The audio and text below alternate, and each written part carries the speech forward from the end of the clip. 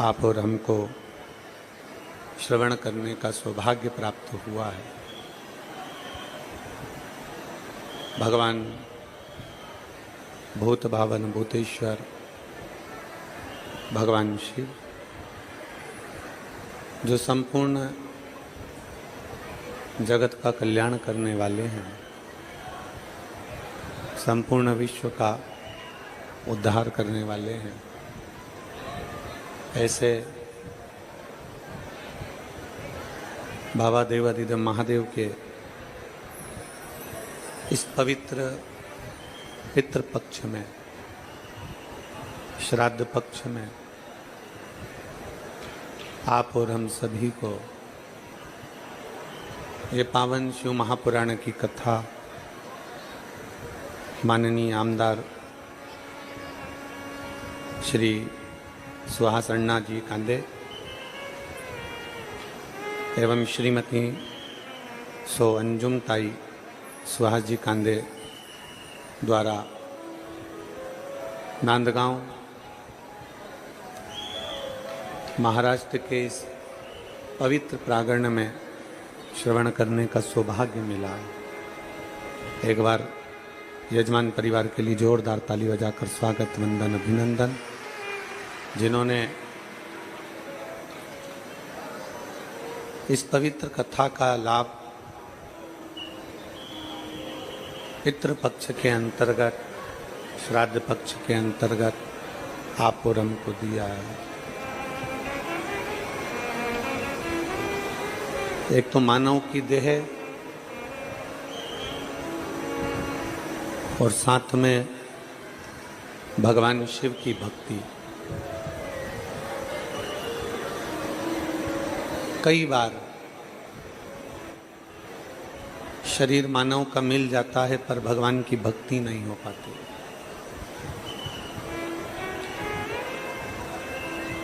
पर यदि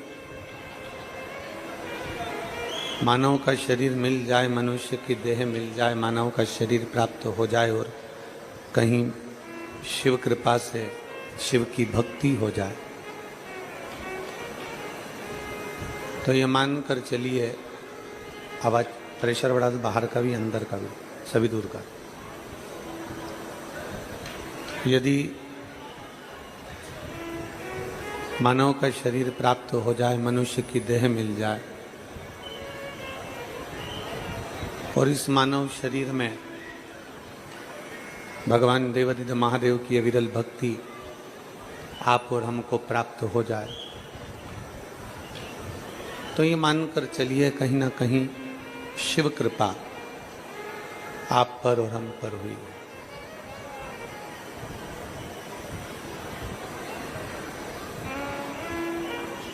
तिरासी लाख 99,999 योनियां काटने के बाद ये मानव की देह मिलती है।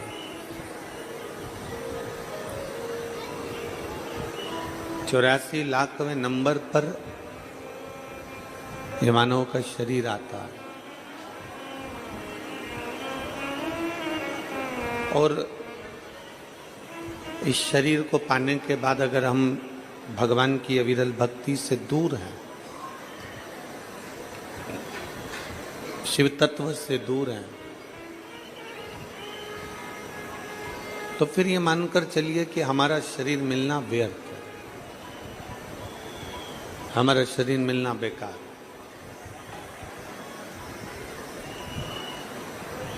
कितनी कृपा, कितनी दया भगवान देवादिदेव महादेव की है कि पितृपक्ष, श्राद्ध पक्ष में लोग कथा का नंबर लगाते हैं।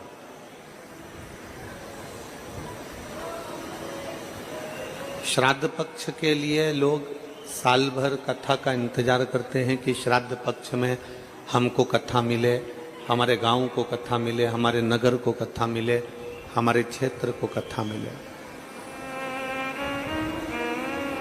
अभी श्री आमदार श्री सुहास अन्ना जी कह रहे थे कि कहीं पुण्य है नांदगांव वालों का और माननीय आमदार जी का। लोग इस पितृपक्ष की कथा के लिए नंबर लगाते हैं, फिर वो कथा उनके नगर में होती है तो एक उत्साह, एक आनंद रहता। नांदगांव वालों को और माननीय आमदार सुहाजी अन्ना जी को मैं साधुवाद देता हूँ। श्रीमती सुअंजुम ताई जी को भी बहुत बहुत साधुवाद देता हूँ, जिन्होंने इस पवित्र कथा का लाभ लिया है। नांदगांव वासियों के लिए, अपने क्षेत्र वासियों के लिए पितृपक्ष में ये कथा ली है और पूरे क्षेत्रवासियों का कल्याण किया है। पूरे क्षेत्रवासियों,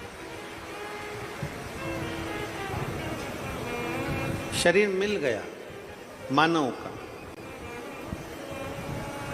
प्राप्त हो गया, और शरीर प्राप्त करने के बाद भी हम भगवान की भक्ति से अगर दूर रह गए तो फिर उस शरीर के प्राप्त करने का कोई फल नहीं। अगर शरीर मिला है, शरीर प्राप्त हुआ है, तो भगवान की अविरल भक्ति भी हमें प्राप्त करना है।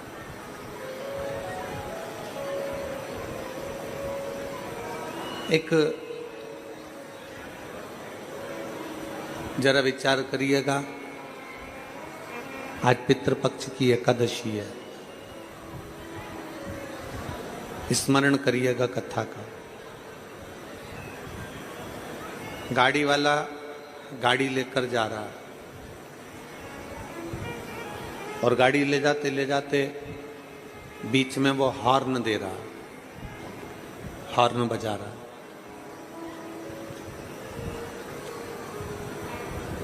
हॉर्न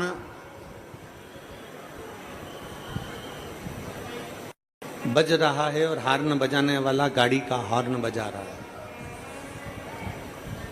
गाड़ी चलाने वाला व्यक्ति जो हॉर्न बजाता है, हॉर्न बजाने वाले व्यक्ति से ज्यादा फायदा होता है हॉर्न सुनने वाले का।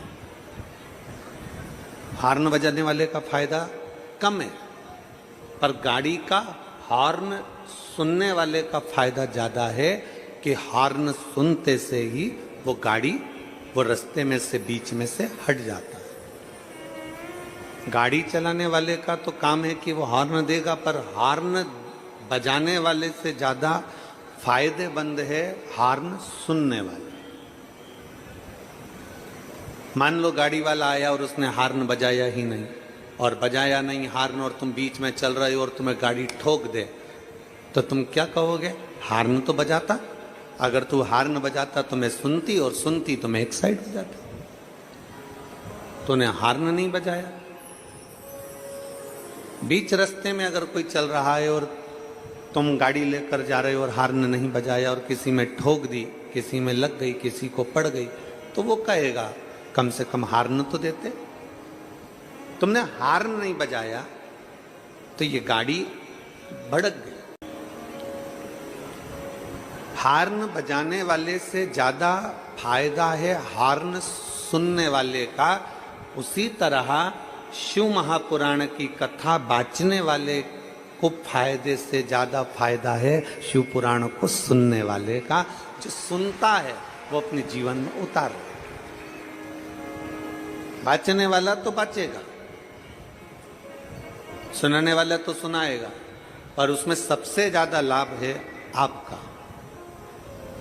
आप जब अपना घर छोड़कर, परिवार छोड़कर, कुटुंब छोड़कर, अपना द्वार छोड़कर जब भगवान के दरवाजे पर आते हो, जब शिव महापुराण की चौखट तक पहुंचते हो, कुबेरेश्वर धाम तक पहुंचते हो, बाबा के धाम तक पहुंचते हो, तो एक ना एक दिन मेरा कुबेर भंडारी भी अपना द्वार छोड़कर तुम्हारे दरवाजे पर जरूर आता है। हम किसी के दरवाजे पर गए हैं तो कोई हमारे दरवाजे पर आएगा।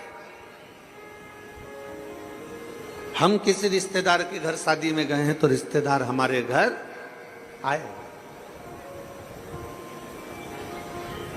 ये आपके और हमारे ऊपर निर्भर करता है।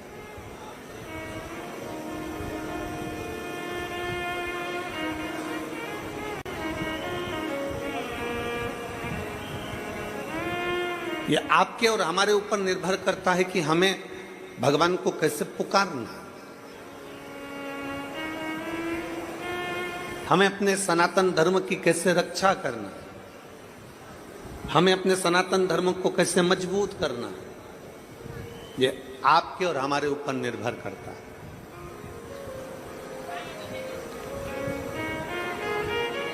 आप वोट डालने के लिए वोटिंग केंद्र पर ही नहीं पहुंचो,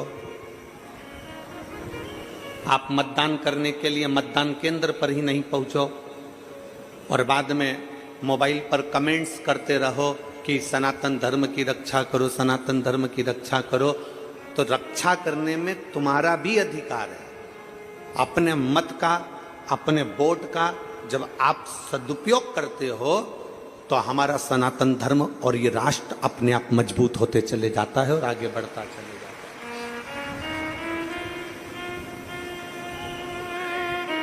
है। राष्ट्र को मजबूत बनाने के लिए एक एक व्यक्ति की जरूरत पड़ती है,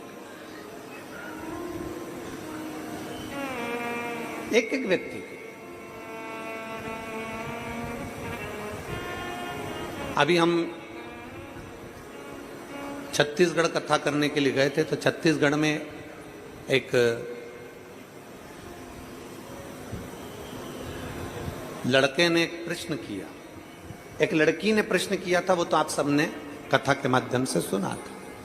पर एक लड़के ने प्रश्न करा और वो लड़का सनातन धर्म से जुड़ा हुआ नहीं था और कांटा कुर्डी का वो बेटा जिसने ये प्रश्न किया था, अरविंद, उस प्रश्न का उत्तर तुम्हें हम कांटा कुर्डी की उस भूमि पर नहीं दे पाए क्योंकि तुम्हारा पत्र आखिरी दिन मिला था।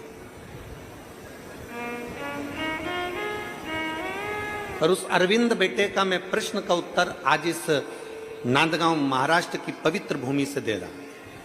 हम इस पवित्र धरा से उस प्रश्न का उत्तर देने का प्रयास करें। उस बेटे ने प्रश्न किया, आपके सनातन धर्म में, आपके सनातनियों ने, आपके हिंदुओं ने भगवान को व्यापार बनाकर रखा। उस लड़के ने प्रश्न किया, आपके सनातन धर्म में रोज मंदिर में भगवान की मूर्ति को सजा धजा के खड़ा कर देते हैं। उस लड़के ने प्रश्न किया, आपके हिंदू धर्म में, सनातन धर्म में मूर्तियों को मंदिर में मुकुट पहना के, कपड़े पहनाकर, माला पहनाकर खड़ा कर देते हैं।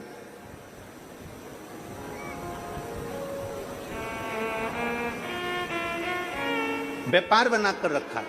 उसने लिखा, मैं उस अरविंद बेटे से कहना चाहूंगा जिसने ये पत्र भेजा था और कहा था कि सनातन धर्म में मूर्तियों को श्रृंगार कर कर, मुकुट पहनाकर, कपड़े पहनाकर, खड़ा कर कर मंदिर में रख देते हैं। बेटा, पहले तो आप समझिए कि इसको व्यापार नहीं कहते हैं, इसको व्यवसाय नहीं कहते हैं। हमारे सनातन धर्म में मूर्ति को सजा धजा कर मंदिर में खड़ा इसलिए रखते हैं क्योंकि उसका भक्त कब पुकार ले तो भगवान को तोड़कर भागना पड़ता है। कितना सुंदर संवाद महाभारत के अंतर्गत आया। जुआ खेलने के लिए जा रहे हैं पांडव कौरवों के साथ में, चौसर खेलने के लिए जा रहे हैं पांडव कौरवों के साथ में। और जुआ खेलने जाते समय, चौसर खेलने जाते समय पांडव, भगवान कृष्ण को मालूम पड़ा कि आज अर्जुन, नकुल, सहदेव, भीम, युधिष्ठिर जुआ खेलने के लिए चौसर खेलने जा रहे हैं। भगवान कृष्ण को यह सूचना मिल गई कि मेरे पांडव आज चौसर खेलने जा रहे हैं। और भगवान कृष्ण मस्तक पे मुकुट लगाकर, वस्त्र धारण कर कर, श्रृंगार कर कर जहां पांडव जा रहे थे उनके आगे आगे भगवान कृष्ण चलने लगे।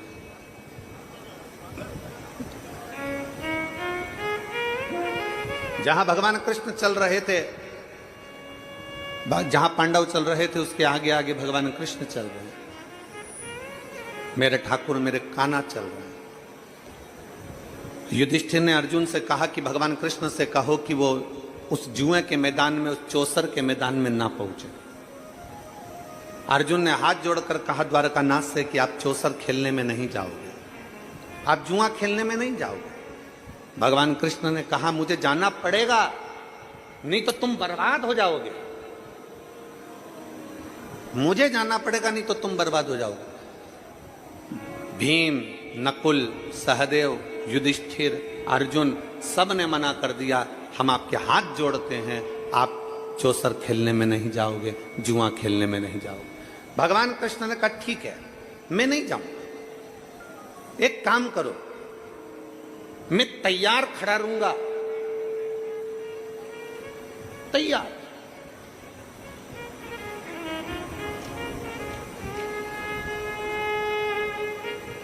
मैं एकदम तैयार खड़ा हूं, मैं अंदर नहीं जाऊंगा, तुम मुझे पुकार लेना, मैं दौड़कर तुम्हारे पास आ जाऊंगा। मैं मुकुट भी लगाया हूं, मैं कपड़े भी पहना हूं, मैं श्रृंगार भी करा हूं, बस तुम मुझे आवाज लगाना, मैं तुम्हारे पास दौड़ कर आ जाऊंगा। पांडवों ने कहा ये ठीक है, हम आपको बुलाएं तब तुम अंदर आना, जब तक ना बुलाया जाए तब तक द्वारकाधीश अंदर मत आना। भगवान ने कहा ठीक है, ठीक है। भगवान मुकुट पहनकर बैठे नहीं, भगवान मुकुट पहनकर खड़े रहे, खड़े रहे, इंतजार करते रहे, पांडव मुझे बुलाएंगे, पांडव मुझे बुलाएंगे। चौसर में हारते रहे पांडव, पर भगवान को नहीं बुलाया। आखिरी में बुलाया किसने था? जब द्रौपदी का चीर खींचा तब द्रौपदी ने पुकारा तो भगवान दौड़कर उस द्रौपदी का चीर बढ़ाने के लिए आए। दुनिया के लोग कहते हैं, वो बेटा कह रहा था अरविंद कि आपके हिंदू धर्म में, सनातन धर्म में भगवान को व्यापार बना दिया, मुकुट पहनाकर, कपड़े पहनाकर, श्रृंगार कर कर मंदिर में भगवान को खड़ा रखते हो। हम कहते हैं कि मेरा भगवान श्रृंगार कर कर रोज मंदिर में खड़ा इसलिए रहता है क्योंकि कोई भक्त जब उसे पुकारेगा तो 1 मिनट की देरी ना लगे और वो मंदिर छोड़कर भाग कर चला जाए।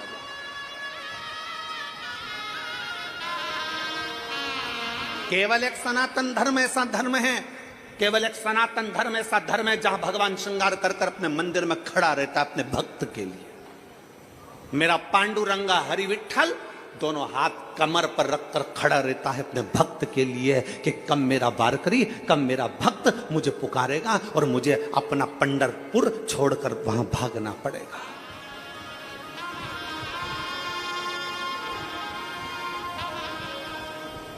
भागना और देहाची तिजोरी भक्ति चाच घेवा उघड़दार देवा उघड़दार देहाची तिजोरी भक्ति चाच ठेवा उघड़दार देवा का भगवान भाव से भागता है, भगवान भाव से। आप पूछिएगा आपके आमदार जी से, हम कहेंगे आपके क्षेत्र के आमदार जी से पूछिएगा, श्री सुहाजी अण्णा जी से पूछना आप लोग, कथा क्या सुहास अण्णा जी ने ली? नहीं, कथा अंजुम ताई इस कथा को अपने मोबाइल पर, टीवी पर सुनती थीं और अंजुम ताई ने इस कथा को आगे बढ़कर अपने पति से कहकर यह कथा नांदगांव में लेकर।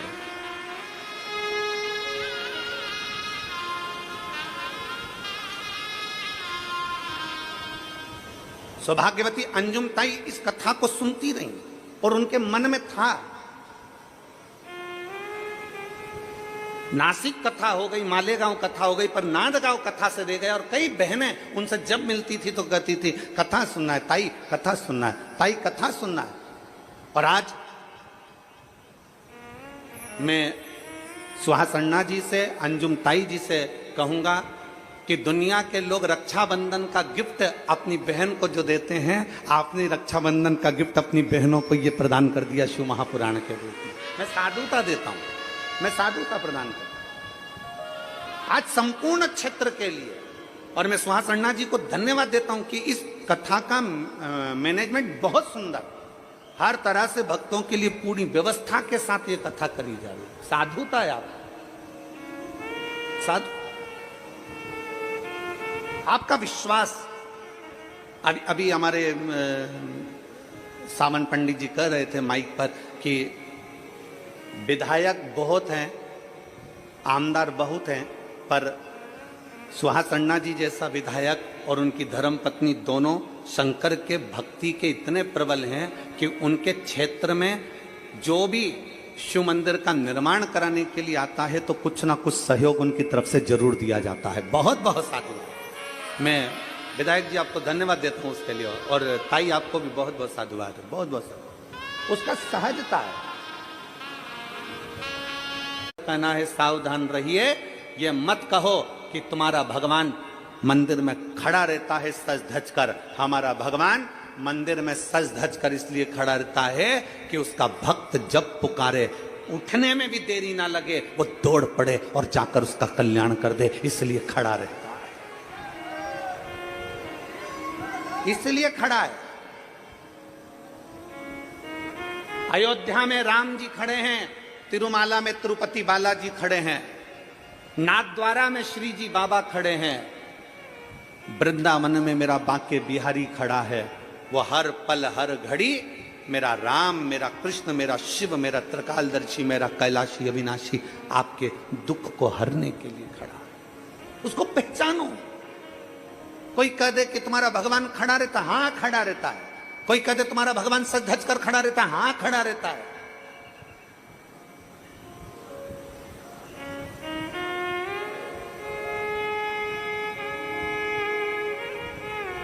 अपने भक्त का दुख काटने के लिए वो तत्पर खड़ा। उसने सूचना दी, उसने पुकारा और वो आया, उसने पुकारा और वो आया।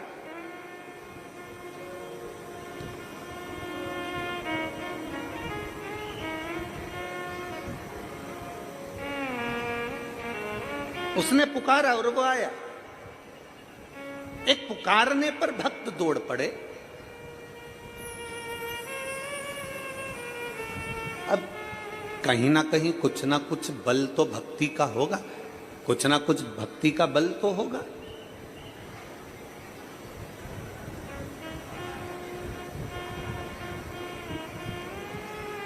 और बिना भक्ति के भगवान की प्राप्ति नहीं है।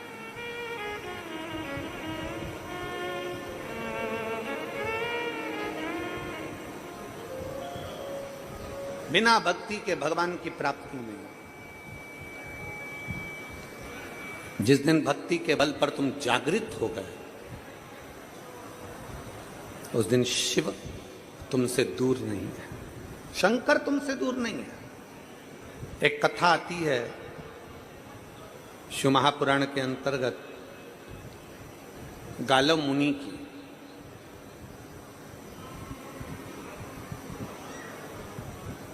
गालव मुनि जिनका बेटा भद्रशील,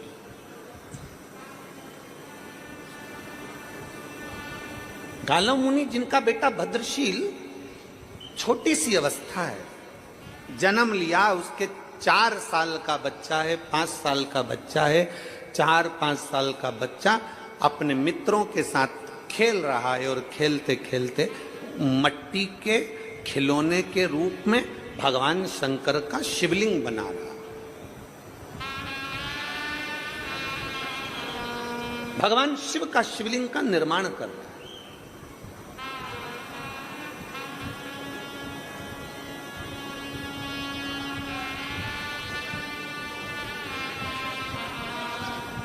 भगवान शंकर के शिवलिंग का निर्माण कर रहा है। और निर्माण कर कर क्या कर रहा है? शंकर भगवान का शिवलिंग बना लिया और वहीं पे मिट्टी पे ऐसा उंगली से गोला बनाया, थोड़ी थोड़ी मिट्टी का ढेरा रख लिया और मिट्टी का ढेरा रखकर और उसी मिट्टी में से उठाकर शिवलिंग पर मिट्टी डाल रहा है। मैंने अबीर चढ़ा दिया, मैंने चंदन चढ़ा दिया, मैंने अगर तगर चढ़ा दिया, मैंने जो मिला भगवान शंकर को, बस उस बच्चे को कुछ भी ध्यान नहीं है कि वो क्या बोल रहा है। वो तो पिताजी के मुख से यज्ञ की सामग्री सुनता था, अगर तगर भस्म आदि आदि जो सामग्री सांकल्य आदि जो सुनता था वही बक बक कर बोल बोल कर चढ़ाते जा रहे। मैंने अगर तगर चढ़ा दिया, मैंने अबीर चढ़ा दिया, मैंने गुलाल चढ़ा दिया, मैंने कुंकू चढ़ा दिया, मैंने हल्दी चढ़ा दिया। चढ़ा क्या रहा था? क्या चढ़ा रहा था? जम के बोलो जरा। मिट्टी। क्या चढ़ा रहा है वो? मिट्टी। उसके पास ना अबीर है, ना गुलाल है, ना उसके पास चंदन है, ना कोई वस्तु है। वो तो मिट्टी उठा रहा था और शंकर के शिवलिंग पर चढ़ाता था। बच्चा, बालक, बस मिट्टी उठाई और डाली, मिट्टी उठाई और डाली। आपके घर में भी जब बच्चे छोटे हैं ना, छोटे छोटे बच्चे अपने अपने घरों में, छोटे छोटे बच्चे गणेश जी की मूर्ति उठा लेते हैं, छोटे छोटे बच्चे अपने घर में देवी देवता की कोई मूर्ति उठा लेते हैं, छोटे छोटे बच्चे अपने घर में भगवान की कोई मूर्त उठा लेते हैं। और छोटे छोटे बच्चे जब भगवान की मूर्त उठाकर उसकी पूजन करने लगते हैं, और पूजन करते हैं बच्चे, और पूजन करते करते छोटे छोटे बच्चे जब पूजन करते हैं तो उनके मन में जो आता है, जैसा आता है वैसा वो प्रार्थना करते हैं। उनके मन में जैसा आया, उनके मन में जो भाव आया, उनके मन में जैसा हुआ, उन्होंने वो बाबा को देना प्रारंभ कर दिया। छोटे छोटे बच्चे, उनके मन में जो भाव प्रकट होता है वो भाव से भगवान को दे देते हैं। छोटे छोटे बच्चे कभी कभी अपने माता पिता को भी कह देते हैं, पिताजी लो मैं तुम्हारे लिए गुलाब जामुन लेकर आई, लो मैं तुम्हारे लिए गुलाब जामुन लेकर आई हूँ, पाइए। पिताजी मैं तुम्हारे लिए ये सामग्री लेकर आई हूँ, लो पाइए, ले पाओ। भाव से,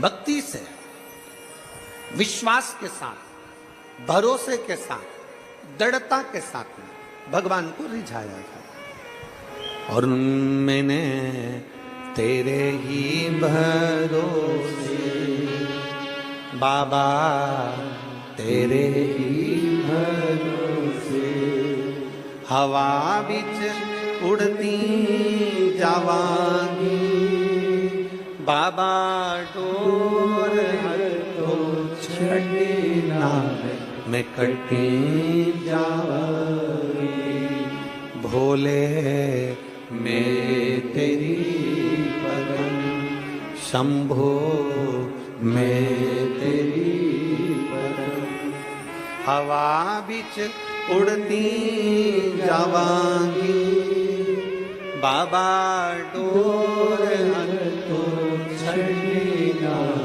मैं कटी जाऊंगी, भोले मैं तेरी पतंग, शंभो मैं तेरी पतंग। गालव मुनि के पुत्र भद्रशील मिट्टी का शिवलिंग बना रहे हैं, मिट्टी का खिलौने में शंकर का शिवलिंग बना रहे हैं, खिलौने में भगवान की मूर्ति बना रहे हैं, मट्टी की कोई मूर्त बना रहे हैं और मिट्टी ही उन पर डालते जा रहे हैं। चंदन चढ़ाया, मैंने अबीर चढ़ाया, मैंने गुलाल चढ़ाया, मैंने पुष्प चढ़ाया, मिट्टी उठा उठा कर भगवान पर डाल रहे थे। जैसे ही मिट्टी डाल रहे थे, माँ लक्ष्मी बैकुंठ में बैठी थी और माता लक्ष्मी की दृष्टि गालव मुनि के बेटे भद्रशील पर पड़ गई।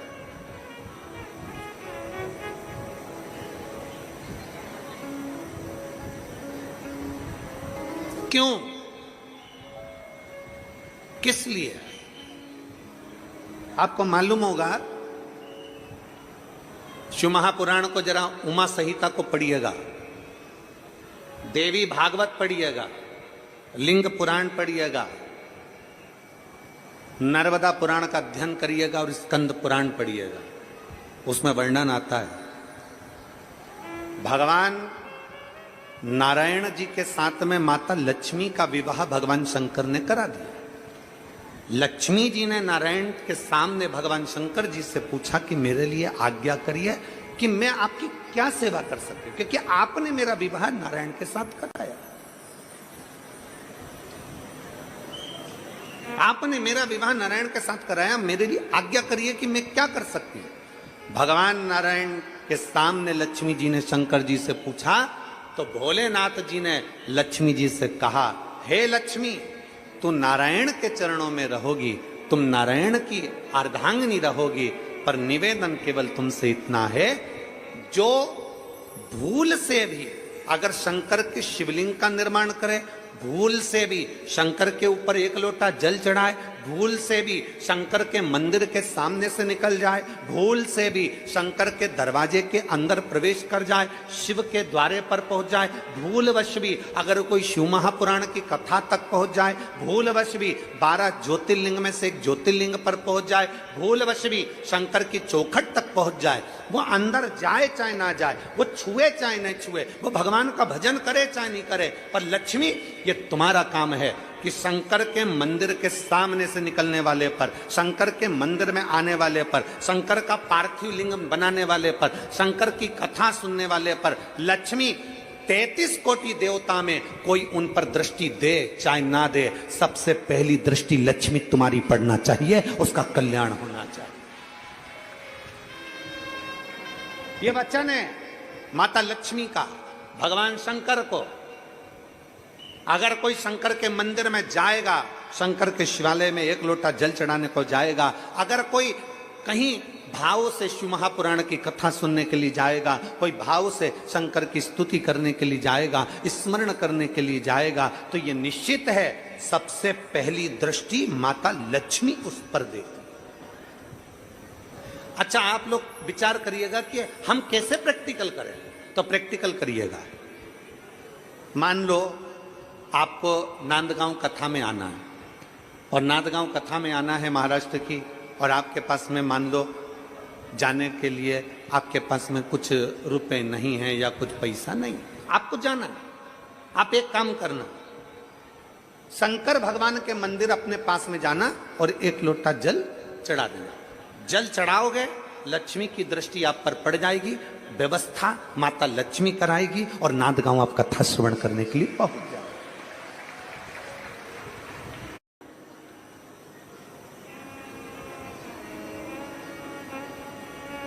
कल हमारी बात चल रही थी माननीय आमदार जी से, तो सुहास अन्ना जी कह रहे थे, गुरुदेव हमारा ये जो क्षेत्र है, इस क्षेत्र में पानी की बड़ी कमी है,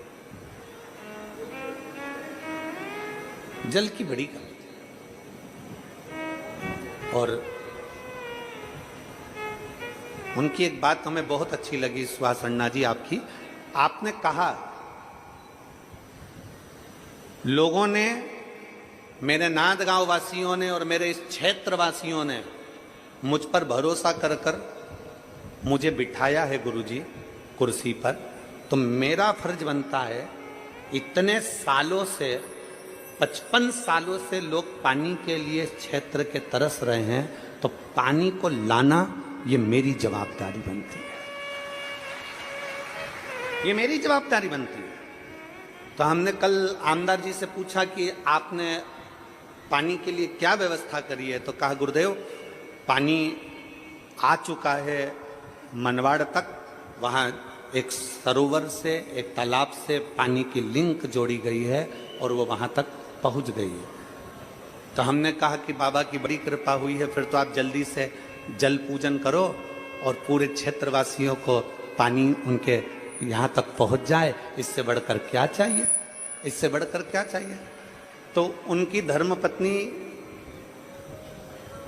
ताई बोलती हैं कि गुरुदेव शंकर की कथा चल रही है, हमारे क्षेत्र में इतना पानी भी रोज नहीं गिरा जो अभी रोज गिर रहा है, तो हम तो बाबा से प्रार्थना करते हैं कि आप आए हो तो आप ही मनवाड़ चलो और पानी का पूजन कर कर वो पानी जनमानस में जाना प्रारंभ हो जाए। ऐसा प्रयास,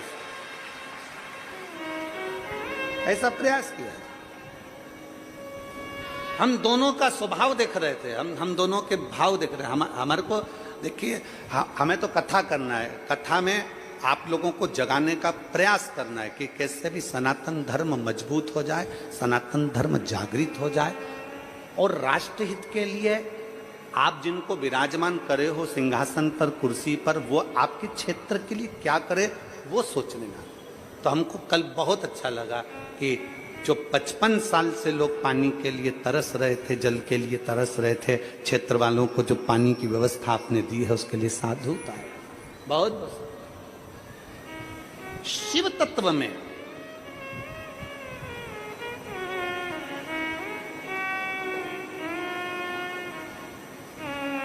आपके सहज दिल में, आपके सहज भाव में, आपके विश्वास के अंदर, आपके हृदय के अंदर शिव तत्व कैसे आ सकता है?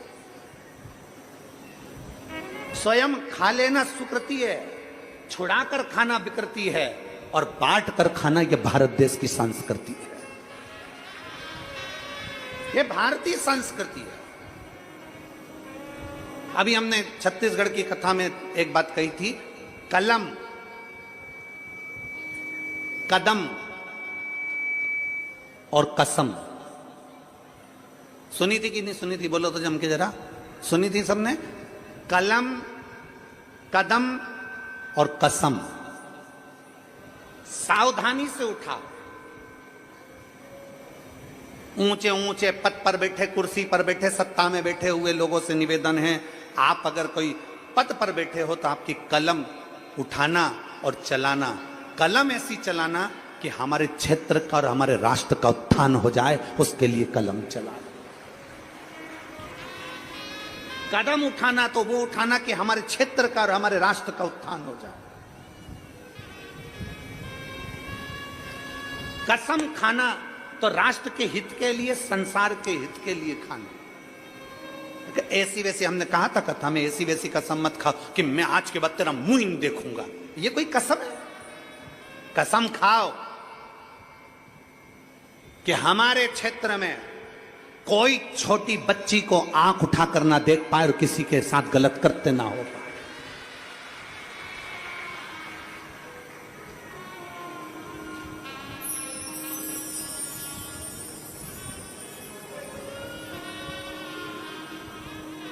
कसम वो जो हमारे राष्ट्र उत्थान का कार्य करे, हमारे क्षेत्र का उत्थान करे। कलम, कदम और कसम तीनों को समझकर उठाना, यह हमने छत्तीसगढ़ की कथा में कहा था। से शंकर को याद भी कर ले तो लक्ष्मी तेरी दृष्टि उस पर पड़ना चाहिए। लक्ष्मी तेरी दृष्टि पड़ना चाहिए। लक्ष्मी की दृष्टि आप खुद अंदाजा लगाइए। कितने सालों से कथा सुन रहे हो टीवी पर? कोई 2 साल, कोई 5 साल, कोई 4 साल, कोई 6 साल, कोई 8 साल, कोई 10 साल, कोई 15 साल, कोई 20 साल, कोई 25 साल। आपको कथा सुनते सुनते कई साल हो गए। जिन्होंने जब से कथा सुनना चालू करी, तुम्हारे घर में टीवी पर तुमने शिव पुराण की कथा सुनना चालू करा, शिव महापुराण की कथा जिस सन से आप 2019 से सुन रहे हो, 20 से सुन रहे हो, 21 से सुन रहे हो, 22 से सुन रहे हो, 23 से सुन रहे हो, उस तारीख को स्मरण करिए कि मैं 2022 से कथा सुन रही हूं। 2022 से जब से तुमने शिव पुराण सुनना चालू करा, उसके पहले का समय निकाल कर देखो, और 2022 से जब तुमने कथा सुनना चालू करा शिव पुराण, उसके बाद का समय निकाल कर देखिए कि आपको अंतर मालूम पड़ेगा कि हम शंकर की कथा सुनते हैं तो लक्ष्मी हमारे घर अपने आप आती है, हमें बुलाना नहीं पड़ता है। हमें बुलाना नहीं पड़ता, लक्ष्मी स्वतः आती है।